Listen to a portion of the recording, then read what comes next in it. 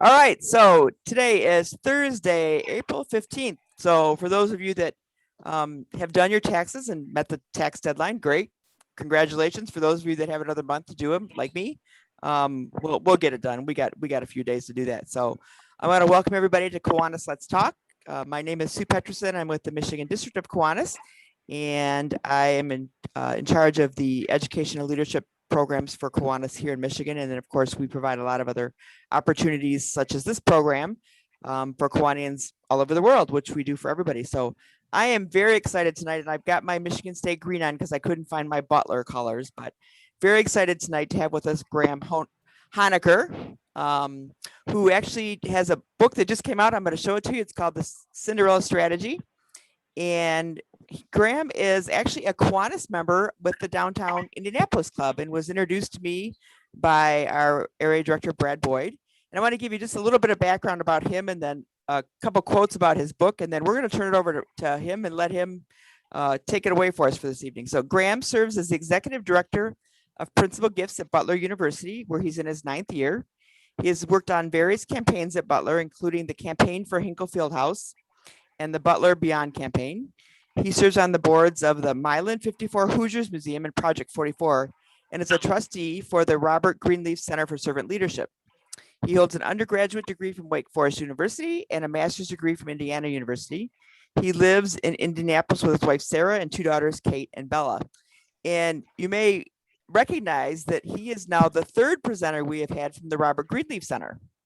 So Kent Keith is a good friend of mine, and he spoke, and then we had a speaker from, now his name slips me, but from out east, a professor that works on the board as well. So one of the things that Graham has talked about, and if you're a principal gift fundraiser, I'm sure he'll maybe give you an overview of kind of what that is. But one of the things that those of us who are in the athletic world know about Butler basketball, and Butler has always been seen as a Cinderella team. And this is a quote from head men's basketball coach of Duke University, Mike Krzyzewski. After we faced Butler in the 2010 national championship game, I remember specifically talking to Brad Stevens, who was the coach, about how Butler's run would allow so many people to see all the good things about the university, many of which had little to do with basketball. The Cinderella strategy shows just how busy Butler has been over the past decade, and how the university has taken full advantage of the opportunity it earned in 2010. Butler has built a model basketball program and, more importantly, a model institution. So to have some that's one of 4 pages worth of praise for the book that he has. So we're in for a great presentation this evening. With that, I will welcome Graham to our program, a fellow Kiwani from Indianapolis. So Graham, take it away. Well, Sue, thank you for having me. It's an honor to be here. Hopefully you can hear me. And, I first want to begin just with how much respect I have for you, Sue, and for being a Kiwanian. I've actually been a Kiwanian for 18 years. I like to say I joined when I was 10, although that's not true. But the Kiwanis mission has really shaped my life. And hopefully as I talk about the book here, you'll see that some of the themes of Kiwanis come out in terms of service above self and teamwork and unity and unselfishness. And so I'm thrilled to be with you tonight. Sue, I've actually found my PowerPoint, and my wife will tell you I'm just not great at technology, but I'm going to try to share it. Okay. Perfect. You should have host response or rights to do that. So okay. Let me know if this comes through. There it is. So we see, so you'll just want to go to the play from start or play from current slide. There you go. Okay. We got it to work? We got it to work. It's a miracle. Okay. Well, a very exciting time for me. My co-author, and I'll explain who he is, Jerry Logan, we just released, and Sue, thank you for purchasing The Cinderella Strategy. What I want to do in the presentation is give you a little bit of background about the book, my motivation for writing it. The book really tells the story of a small, at one time unheard of university in the Midwest who invoked a strategy of investing resources in a sport with the hopes that it would gain a greater good for the university. And that has happened beyond our wildest dreams. So I'll start out by talking about the genesis of the book, a few motivations. I'm going to take you back a little bit in history where I think a lot of people, hopefully a lot of people by now know Butler, but a couple decades ago was in a very precarious place. And I'll talk about how this strategy changed its trajectory. In 2010 and 2011, Butler was the smallest school in the history of the NCAA tournament to reach the men's championship game, made it back to back. And Sue, with apologies, we beat Michigan State in the Final Four in 2010. So I'll talk a little bit about the effect of what that's had on our campus over the last 10 years. And then the book, while basketball is really the foundation, it's more of a leadership strategy culture book. And there are about 14 leadership lessons in the book that I think can be applied to any organization, including Kiwanis. And I'll share just a couple of those with you. And then, Sue, if it's okay, we'll take questions from the audience here. So the motivation, it was about this time last year that I, like you all, was in the midst of the pandemic, and I knew my work was going to slow down, my travel was going to slow down. I thought, what am I going to do with my time? My wife will tell you I'm not very good when I have a lot of time on my hands. I tend to go stir crazy. And I'd started writing. I've been at Butler 9 years, and I came just after these two Final Fours, and I had started writing about this transformational effect, growth in philanthropy and facilities and applications to Butler. And I said, maybe now's the time to really pursue something bigger than just the draft that I've got. Well, my co-author is a guy named Jerry Logan, and he had no connection to Butler University whatsoever. He was a doctoral student at Boston College, and his thesis was on the impact that athletic success can have on the broader university. He came to Butler about 4 years ago and interviewed a bunch of us. We stayed in touch. He sent me his dissertation, which was wonderful.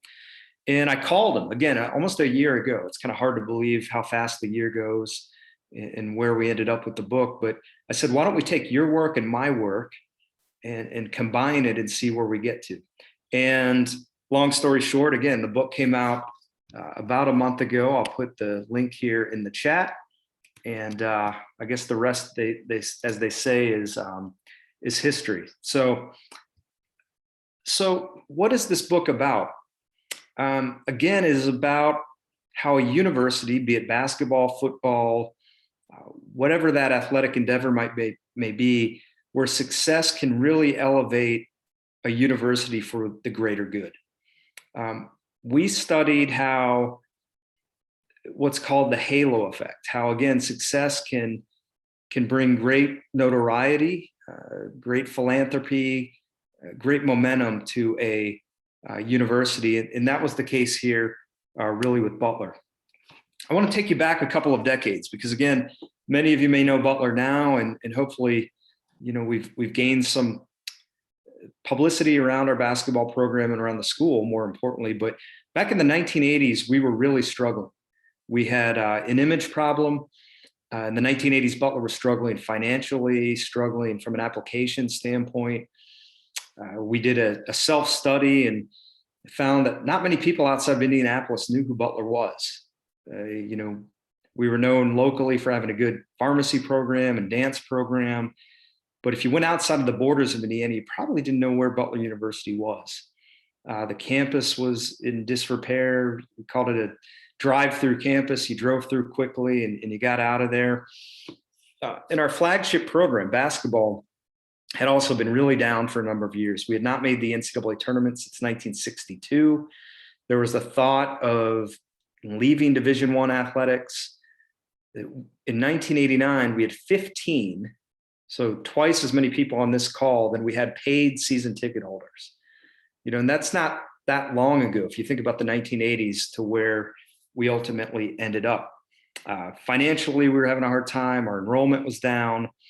Fundraising and marketing, we were struggling. So about this time, our new basketball coach, Barry Collier, he's the gentleman on the left in that picture, and our president, a guy named Jeff Bannister at the time, came together and said, we once had a basketball history here. Why don't we try to reinvigorate that? And, they said, the president actually was from New Zealand. He said, we live in Indiana.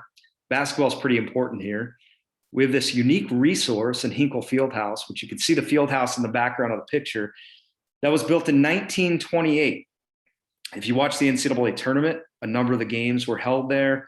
It's the final scenes to the movie Hoosiers were filmed there, actually. And to show you how badly in disrepair the building was, when the filmmakers came in 1985, and they were, again, making a story about a team from the 1950s, they said, this is great. We don't need to do anything with the field house. It looks terrific. It looked that dated. So Butler was in a really, really challenging place, but our president and the coach came together and said, why don't we invest more resources in men's basketball? Why don't we take a gamble and see if we can have some success again? Could it benefit the entire university? And by gosh, we hit the lottery. So, moving forward here, again, 2010, 2011, we go to back-to-back Final Fours. And one thing, and I'll share this at the end, it took some patience to get there. It took us 8 years from 1989 to get back to the NCAA tournament. There was a lot of skepticism in the late 80s, like from faculty and staff, why are you doing this? This isn't going to work. And slowly but surely, the program started getting better, started winning more games, started getting more fans, go to the NCAA tournament, go back. And then in 2010, 2011, we go to the Final Four, smallest school in the history to make the championship game. I compare that to the family that won the Powerball in terms of your life changes overnight. We actually conducted a study, and it came back that we earned $1.2 billion in earned media attention from those two Final Fours. So in other words, if you were going to hire a marketing company to create that much publicity, advertising, marketing for you, you'd have to pay them $1.2 billion to get all the notoriety we did over a 2-year period. So we do that. And then what happens after that, right? So how do you leverage athletic success again for the greater university? And by the way, how do you do that while maintaining who you are, staying true to your identity? We've seen the power, money, fame can change people. And there was concern at Butler that despite all this great attention and momentum, that, boy, are we going to change who we are in the process? So we put a lot of thought into the strategy following those two Final Fours. And I want to talk about really kind of 4 areas that we were really strategic about leveraging that success. And again, I think some of these strategic lessons can apply to any organization or any business that has a big win and is trying to figure out how to capitalize on it. So the first big domino for us was we moved to the Big East Conference. I think you all are in Big Ten country, and it's a great conference. Well, we were in the Horizon League for many years, which is a good league, a smaller league with teams like Loyola Chicago and Valparaiso and Wisconsin, Green Bay. After the Final Fours, we get invited to the Big East Conference with schools like Georgetown and Villanova, and Providence and Creighton. And obviously we accepted, and this was a huge deal for Butler. Now we're playing in these major metropolitan markets. Now we're in this great basketball league. But again, talking about how this benefited the entire university, now we're in this really elite academic conference as well. And now the Butler name is growing even beyond the Final Fours because we're in these cities like Washington and Philadelphia, Boston, New York City. And I'll talk about applications in a minute, but you'll see that that name started bringing us, a number of new students. We were able to leverage new donors from those areas. We had a gentleman who sent 2 sons to Butler in the last couple of years who works on Wall Street and wrote us a $1 million check not too long ago. We started developing corporate partnerships with companies that started hiring our students like Johnson & Johnson, JP Morgan. So again, that first big domino was the move to the Big East Conference, which in a lot of ways was more sustainable than the Final Fours. It's hard to believe it's been a decade and those can fade, but this move to the new conference was really good for Butler. The second big area for us was enrollment. If you followed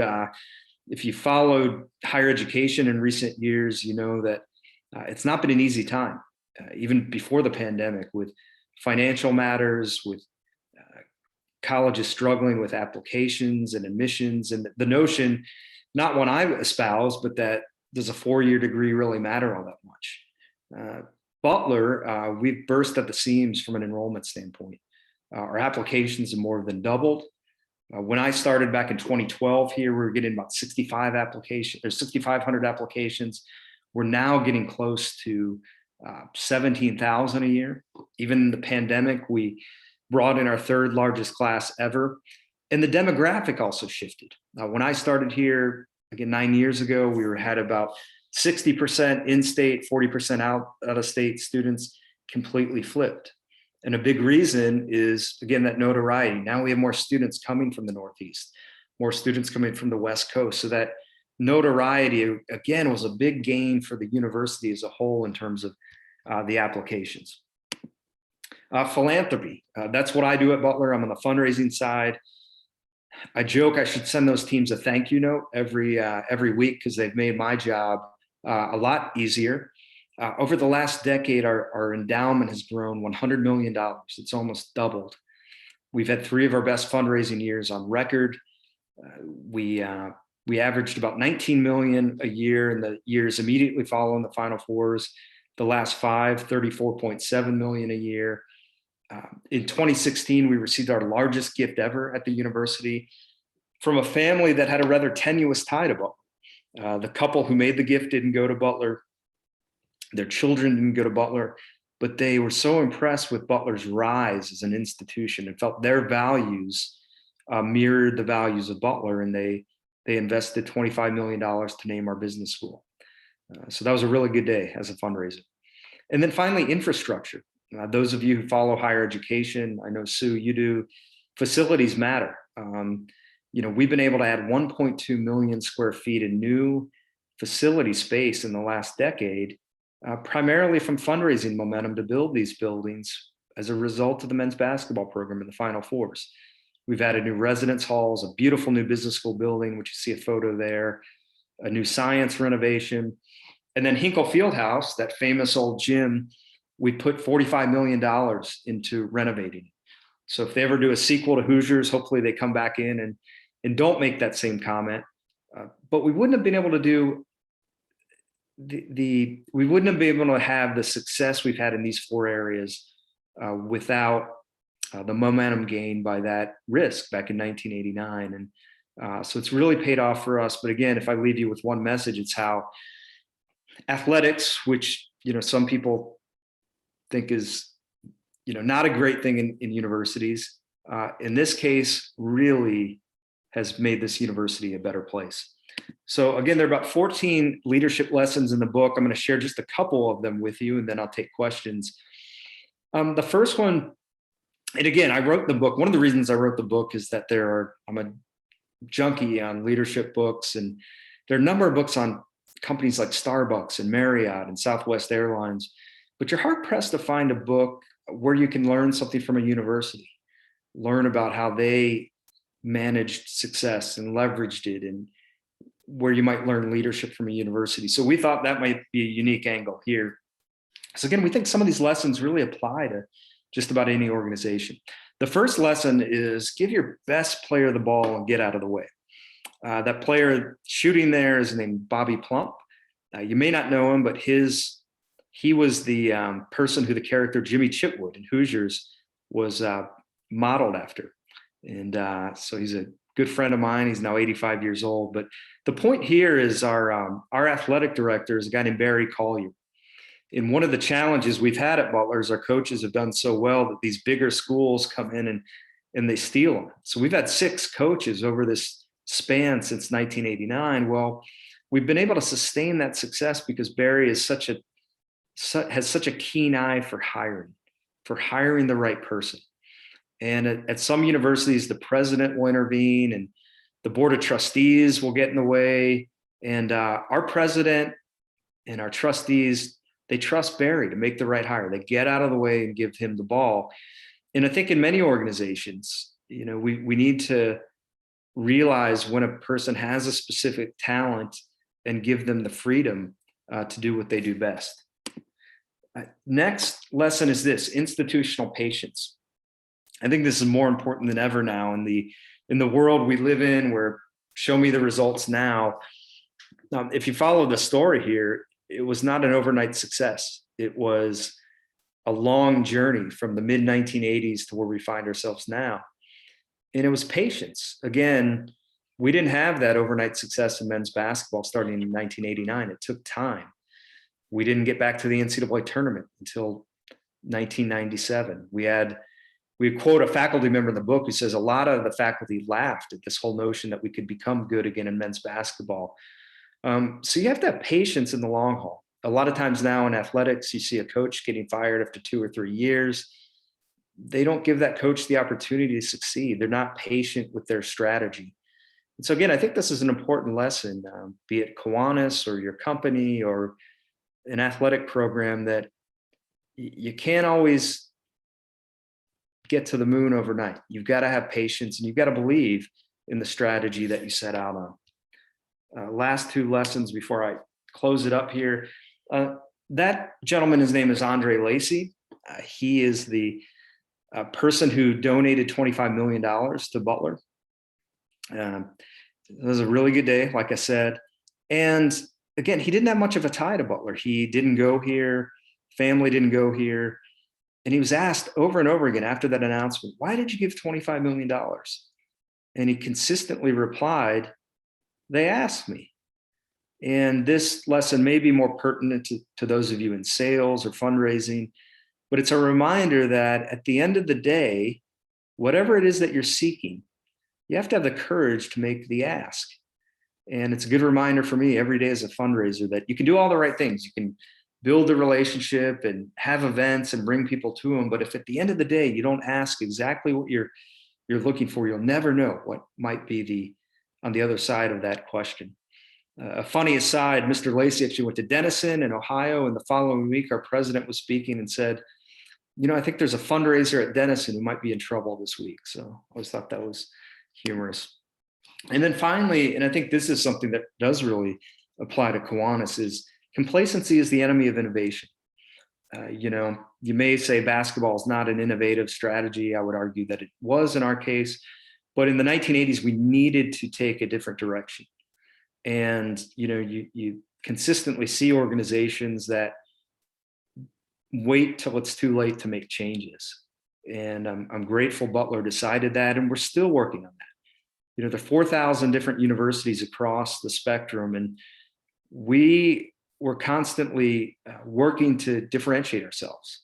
There's a well-known professor named Clayton Christensen who recently passed away from Harvard, and he predicted years ago that in 2050, half of the universities are going to be out of business. They'll close. We want to be in the right half of that, so we're constantly working to innovate. We're investing in new technologies around higher education. We've innovated with our mascot, that beloved 4-legged bulldog. We had a few years ago decided that rather than a student receive their letter of acceptance in the mail, what if you had a 4-legged bulldog deliver it to you on your doorstep? And that's been a very effective way to up our chances of having a student come here. So again, always innovate. Our president tells the story of when he was leading the MBA program at the University of Michigan. Hopefully Sue's not too offended by that. This was about 25 years ago, he went to visit 2 companies to secure projects for them. And those companies happened to be Xerox and Kodak. And he looks back on those. One of them's out of business, Kodak, and the other one is Xerox, which has fallen far down the Fortune 500 list because they didn't innovate. And I think about my tenure as president of Kiwanis is really trying to push the envelope. How can we get younger people involved? How can we now take advantage of Zoom formats, which most of our clubs have been involved in, to maybe vary up our meetings? I certainly don't want to go away from entirely in-person meetings, but can this be a new vehicle to innovate? How can we attract new people? How can we stay relevant? So again, always be innovative. So those are just a few of the lessons. Wrapping up, I'll skip that slide here.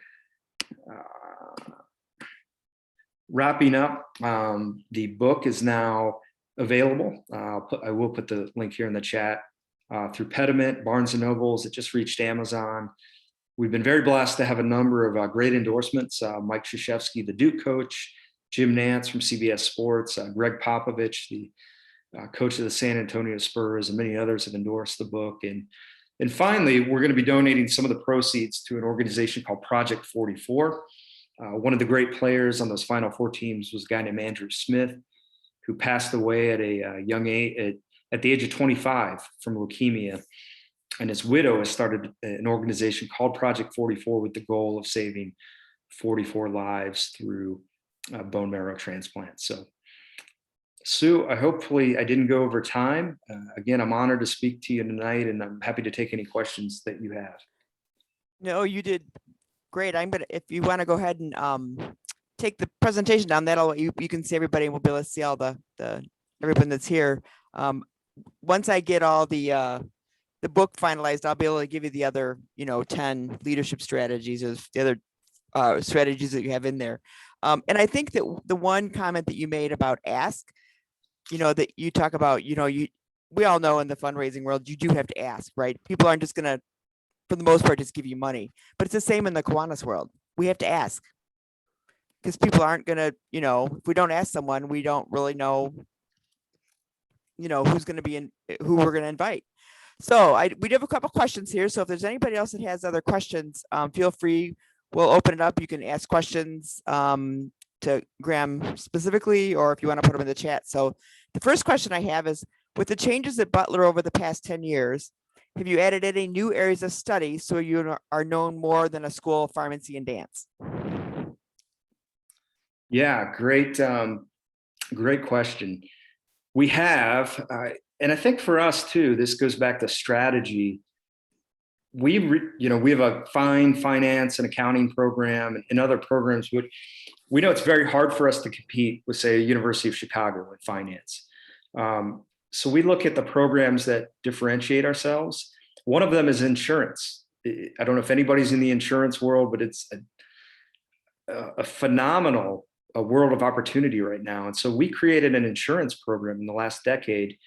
There are only 90 of those across the country. There's thousands of accounting and marketing and finance programs. So we added insurance because we think, okay, this is something that can help distinguish ourselves.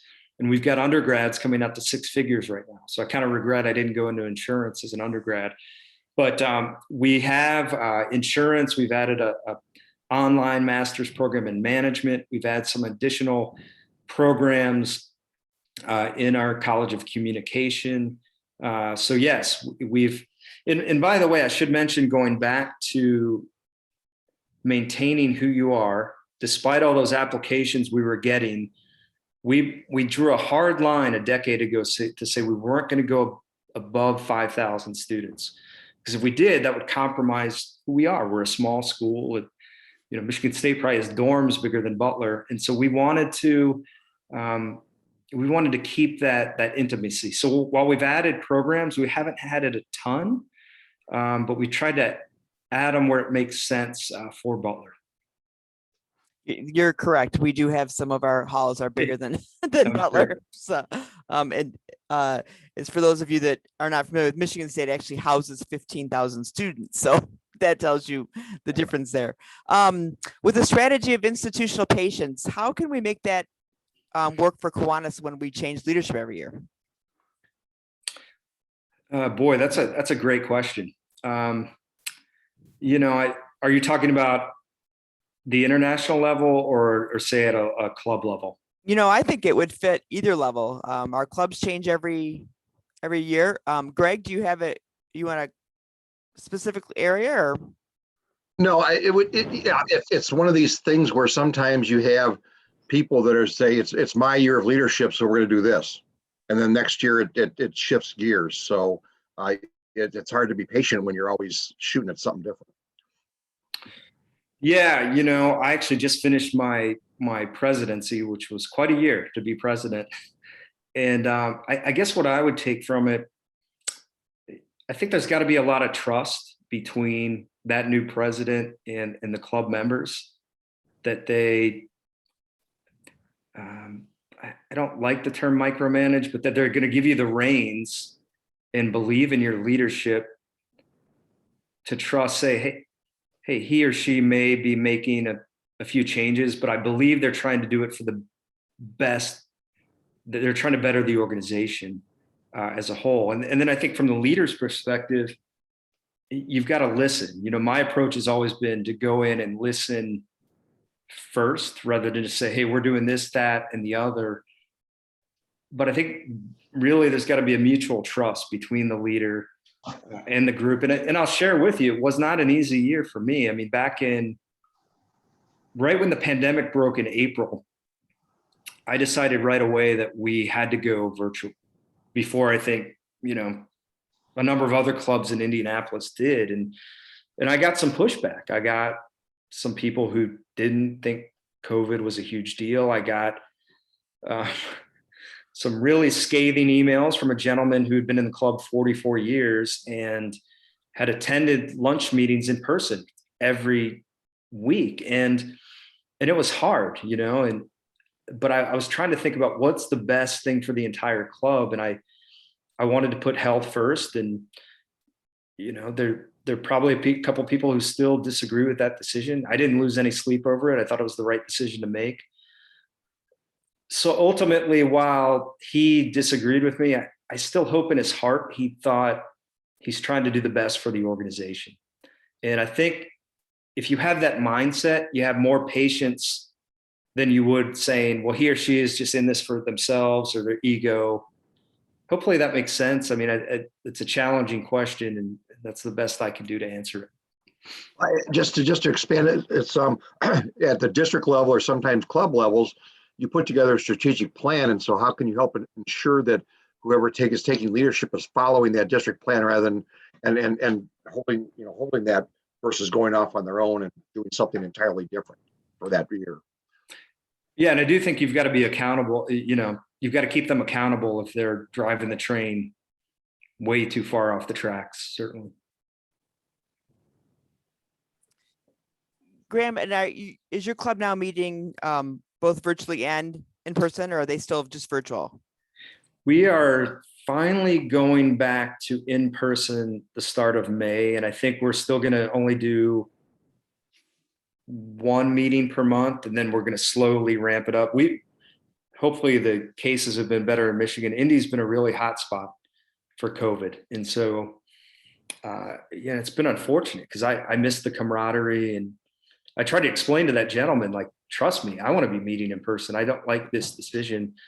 Though I will say, going back to innovation, we were able to get some phenomenal speakers over the past year because now we had a national audience. We had some speakers who had more time on their hands because they weren't traveling. So we tried to make the best of it, but I sure look forward to getting back and meeting in person, but it's going to be probably a few months before we do that weekly.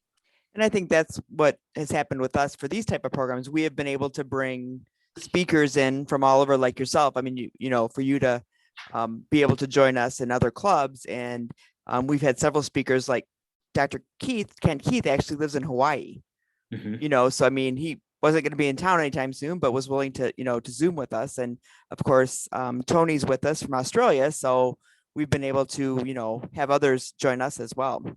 Yeah. The coolest thing, we had a club from Jamaica join us for most of the year. I mean, they were on our Thursday Zoom meetings for almost every meeting, which was awesome, and that never would have happened if we're just in person.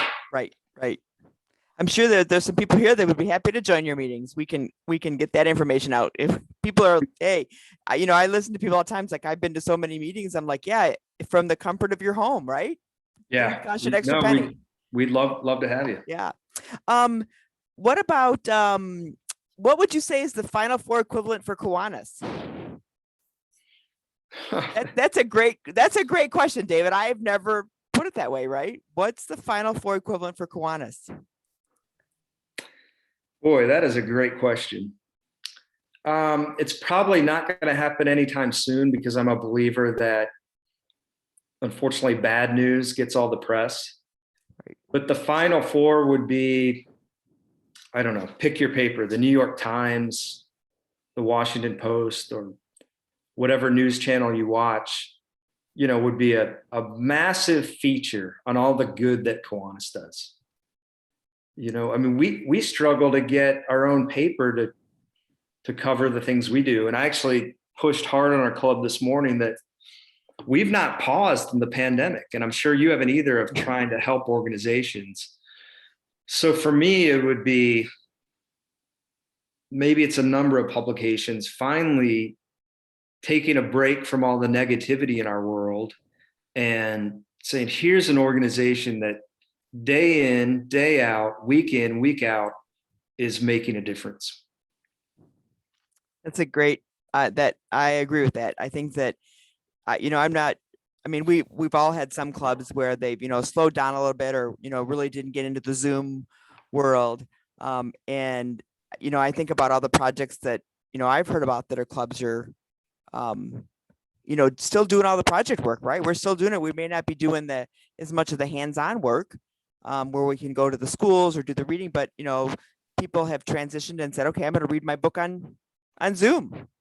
Yes. So we've used all our innovation and done that. Tony says the Final Four would be for him to meet somebody on the plane who has heard of Kiwanis. And I think that hits what I'm trying to say, is that more people should know what Kiwanis stands for. Now, part of that is on our backs and on the backs of the international leadership team, but there's so much need. There's so much need to do good now more than ever. I too, I think if you got on a plane and there's 90 people, unfortunately, you might have, I don't know, less than 10 who could tell you what Kiwanis is about, maybe less than 5. Right. I agree. Carolyn's question about meeting membership goals. Exactly. I mean, there's so many different components, for Final Four. And that, that's a great question. I'll have to throw out to my Facebook friends. We've thrown out several questions about, describe Kiwanis without saying, describe that you're a Kiwanian without saying you're a Kiwanian. Yeah. And I've got a couple other ones, but that would be a great one. Is, what would be the Final Four? Yeah. Many of us, and I realize not everybody's into sports, but most people know the Final Four, and it's amazing the number of people that are involved in the Final Four polls and all the little cheats to figure out, who's going to win the money, that may not even be, a fan there. So for me, also on a personal Final Four, and one of them is in the other room, but for my 2 daughters to ultimately be Kiwanians, for me, that's kind of a personal Final Four, that they are following in their dad's footsteps, right. and doing good. And I'm glad that they've been exposed to Kiwanis at a young age. So my personal Final Four will be, one day I'm attending a meeting and one of them is the president. Well, I'm sure we can help keep that going. We can make that. You got some hands up there. Any other questions? We do have a Kiwanian on it who is from Korea. I just see his note. Has joined us this evening. And Kyoko's with us again. Just want you to wave. Yeah, they can come wave to us. Come here. I hear that they This is my future Kiwanian. There's your future Kiwanian. Yay! Yeah. She's kind of shy. Does she have the Butler Bulldog shirt on? I think I saw. She does. She's been trained. Kiwanis and Butler. Kiwanis and Butler, right? Okay, other questions? Do we have any? We got a few minutes left. Anybody else have any other questions? I'm making notes as we go along here about things we can. Barb, did you have a question? You'll have to unmute yourself, Barb. I don't have it written. Can I just ask it? Go for it. Yep.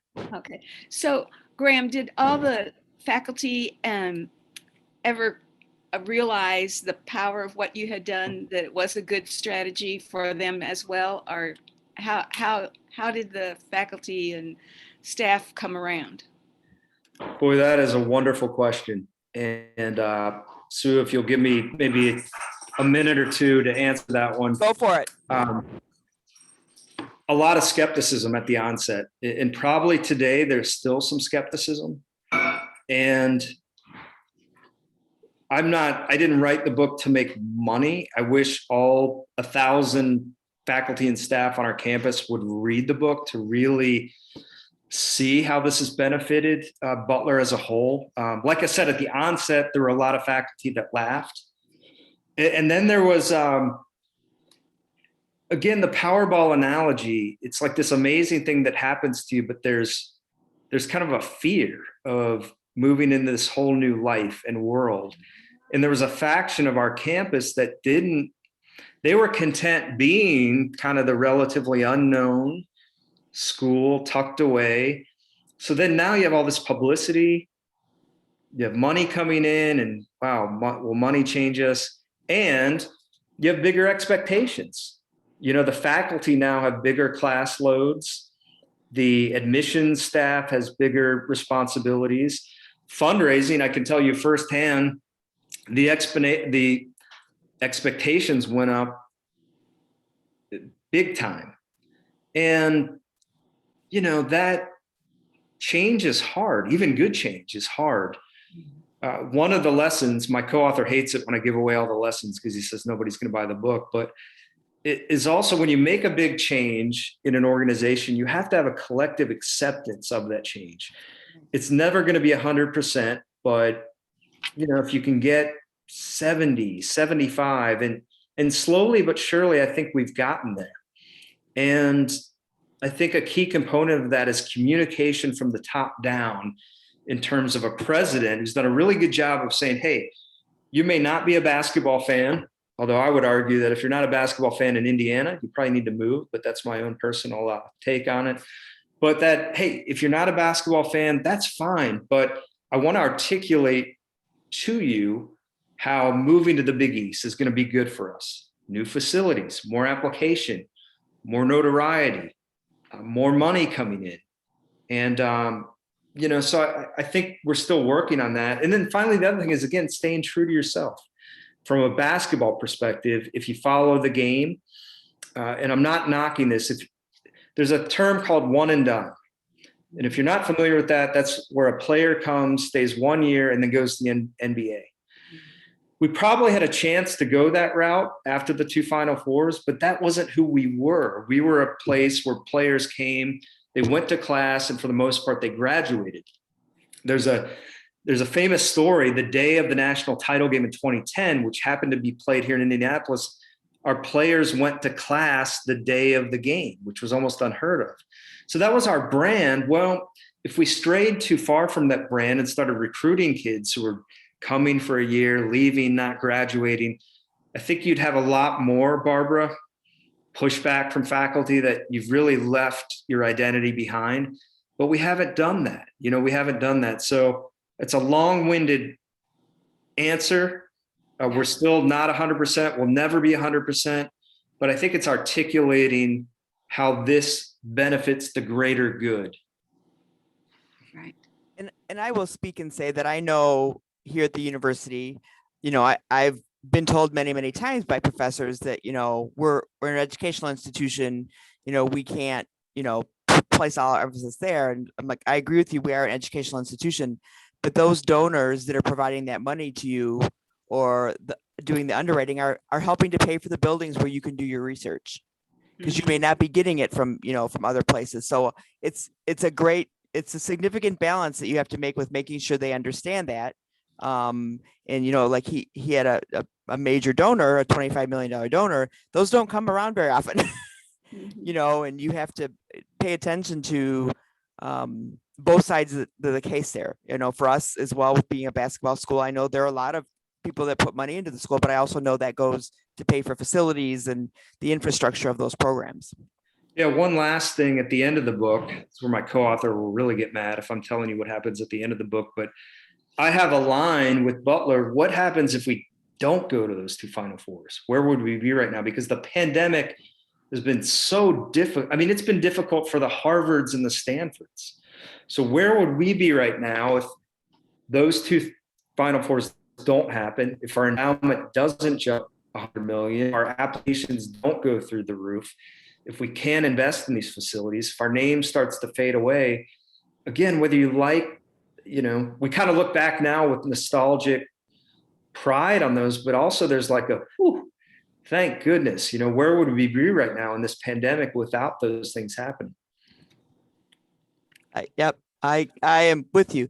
Do any of the professors indicate that they are able to teach to a higher level? Do you know?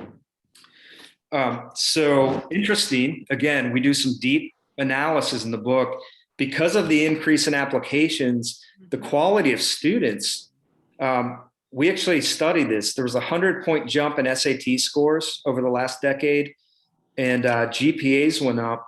So can they teach at a higher level? I think that varies with each professor. But what I will tell you is the notoriety has helped us recruit some really top faculty. And there's a story in the book. Have I given away the entire book yet? I'm No, not sure. no. But one of our top professors in the business school is a guy named Hassam Sarugi. And Hassam has been with us 3 years, and he came here from Iran. And I interviewed him for the book. I said, Hassam, how did you get here from Iran? He goes, well, your basketball program, of course. So it really helped recruit some top faculty. Now, my hope for others who have been here for a long time, you hope that change when you move into sort of an upper echelon with the Big East, that everybody wants to step up their game. Does that happen? No. In tenure is a whole nother panel discussion that I'm not going to get into, but you'd like to think that the quality of students, the quality of facilities, that people elevate their performance. But from recruiting talented faculty, that notoriety has definitely helped us. Good. Any other one of the questions was, Graham, are any of your children involved, or currently involved in K-Kids or Builders Club, or have they gotten to that point yet? Not yet, because they are very involved in acting, music, and soccer and tennis. What I've tried to do is expose them. When we were meeting live, I'd bring them to a couple meetings. I've had them involved in some of our volunteer activities, explaining to them what Kiwanis is about. I actually utilize them quite a bit. The first month of the pandemic was brutal for everyone. And that was like my, 4th month as president. So I'm a motivator by nature, and I'm trying to think, how can I pick up the club right now? And so I would shoot a video of my 2 daughters giving a message of positivity. And I would include it every week in our newsletter. So they would say, hang in there, be positive. And so I've tried to incorporate them in Kiwanis. We just haven't gotten them to that level yet because of how busy they are. And I know that, like, here, school has been in and out. You're back to school. No, you're working. It's been. Do you stay home? Do you go back? And you add those kind of activities. I know people that they're being taught their piano lessons, right, on Zoom, right? Yeah. So I will say one of the tough conversations was my term ended, and my daughter said, I thought presidents get 4 years. Did you get fired? So that was kind of a humbling moment. That was a good one. David, did you have a question? I see you're off. Yeah, yes, I do. You had 16,000 applications for enrollment, but what is the enrollment right now? Are you capped at a certain level? Yeah, so in 2010, we were about 4,100. We're now 4,700. We probably could have jumped to 6,000, 6,500. We again decided to cap it at 5,000, that at least for the foreseeable future, we're not going above 5,000, because we believe that would compromise our identity as a small school, where intimacy and personal touch is really important. An example, all 4,700 of our students last year got a personal call during the pandemic to check in on them from someone on staff. And I know at Michigan State, they just can't do that. They would if they could. So we decided to cap it at 5,000. We probably won't go above 4,800 in the foreseeable future, because just, even if you add 25 students, 50 students, you've got to have more space. You've got to have more faculty. You've got to have more staff. You've got to have more insurance. I mean, everything incrementally goes up. So we're at 4,700 right now. That's great. Anybody have any other questions? We're about 8:57. We got a few minutes left, 1 or 2 left. Do I have any hands or if anybody just wants to unmute? Check. I'm looking really quickly across here to see if we have anything. Okay, I don't see anything. So, Graham, thank you so much for being with us tonight. Wonderful. I can't wait to finish reading the book. And as I said, the next time I get to Indianapolis, I will look you up And we can get together and talk about, maybe we can talk about mascots, Sparty and the Butler Bulldog, maybe. One last thing. I'll make sure I take us to 9 o'clock so nobody gets out early. But one of the better chapters in the book, we dedicated an entire chapter to our mascot and how our mascot helped extend the story through really creative marketing. And, with Sparty, with some of the well-known mascots, they really help you tell your story as a university. And my mom was probably the first person to read the draft. And I said, Mom, what's your favorite chapter? And she goes, the mascot chapter. I loved it. Which one of you wrote that? And I said, well, my co-author did. So thanks, Mom. That was kind of humbling. You could have picked another one there for me. Yeah, one of these days I'll work in a presentation on our mascot. We talk about it a lot, of course. It always gets brought up. Sparty, what did you do today? Well, I was with Sparty. When you spend your life with Sparty. So Linda has a question. Yeah, just real quick. It would be great to hear from you maybe at a future time about your role with the Greenleaf Institute, about being on the board and the organization of the organization. I'm a follower of the Greenleaf Institute. I'm on their Monday information and really enjoy the information that comes out of Greenleaf Institute. So I'd love to hear more about that. Yeah, the quick 30-second is that was one of the great highlights of my life, being asked to join that board. I'm a firm believer in servant leadership. That's how I actually don't know another way. I think our country, I won't get too political on you, but is desperately in need of more servant leadership. And that board, I love being on the board. It's just been an honor, and learning from others. And for the rest of my life, I will certainly be trying to implement servant leadership when I can. Thank you. I think you've got a bunch of us here that are in the same frame of mind. So, okay. So with that, I will, I just wrote another note down, but I'll take care of that later. Graham, again, thank you for being with us this evening. I hope everybody learned a few things. And I think that, like the leadership strategies that you have there, and when we read the book, there'll be things that we can see. And I've always said, outside of Kiwanis, we have to look at other organizations that are doing things. We don't always need to look at Rotary or Lions or Zonta. We need to look at other groups that are doing great things out there to see how we could, pick up from them any little tip, because we're all in the same world. Thanks, everyone. I'm going to put my email in the chat. If I could ever help you at Butler, please let me know. And if you do read the book, I'd love your feedback. I'm hoping this is not my last one, so I'd love your feedback if you read it. And again, I will say I do think it applies to a lot of different organizations. Wonderful. Thanks, everyone. Have a great evening.